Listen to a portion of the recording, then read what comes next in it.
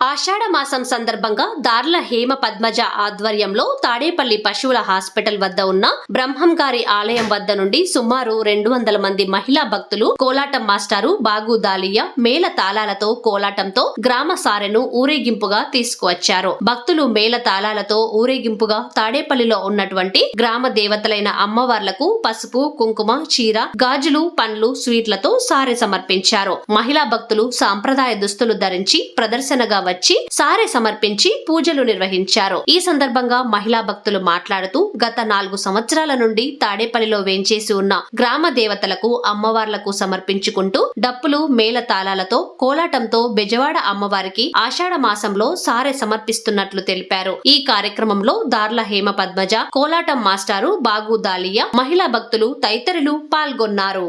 ఈ కార్యక్రమం ఆషాఢ మాసం సందర్భంగా మేము జరుపుకుంటున్నాము. ప్రతి సంవత్సరం ఇది విధంగా 4 సంవత్సరాల నుంచి మేము జరుపుకుంటూ వస్తున్నాము. ఇది 5వ సంవత్సరం. ఎంతో అంగరంగ వైభవంగా విజయవాడలో ఉన్న కనకదుర్గమ్మ అమ్మవారి అందరికి అమ్మవారికే కాకుండా ఈ ఊరిలో గ్రామంలో ఉన్న శివాలయంకి, వీరభద్రుడి గుడికి, మహాలక్ష్మమ్మకి, అందరికి పోతురాజుకి అందరికీ బట్టలు పెడుతూ మేము అమ్మవారికి సారె తీసుకెళ్తానికి మేమందరము సహకరిస్తున్నాం.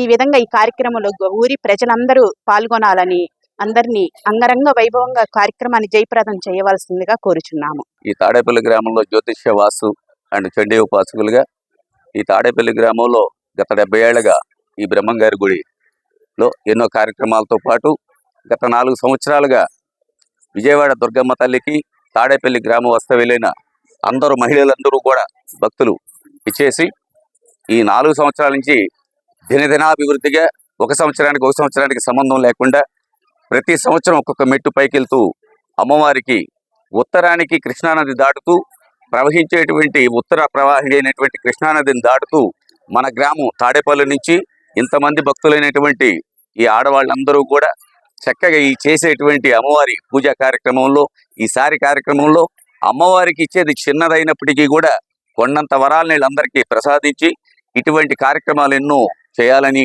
ఆ దుర్గమ్మ తల్లిని పదే పదే మనసారా వేడుకుంటూ ఉన్నాను. అట్లాగే గురువరులైనటువంటి వారు ఆధ్యాత్మికంగా వీళ్ళందరినీ కూడా ఒక దగ్గరికి తీసుకొచ్చి కోలాటం అనేటువంటి విద్యని మళ్ళీ బయటికి తీసుకొస్తూ ఈ పిల్లల్లో మళ్ళీ కళని నింపుతున్నందుకు గురువు గారికి కూడా చాలా ధన్యవాదాలు. ప్రజలందరికీ నమస్కృతులు. మేము తాడేపల్లి గ్రామం నుండి ప్రతి సంవత్సరము కనకదుర్గ అమ్మవారికి సారి తీసుకెళ్తున్నాము.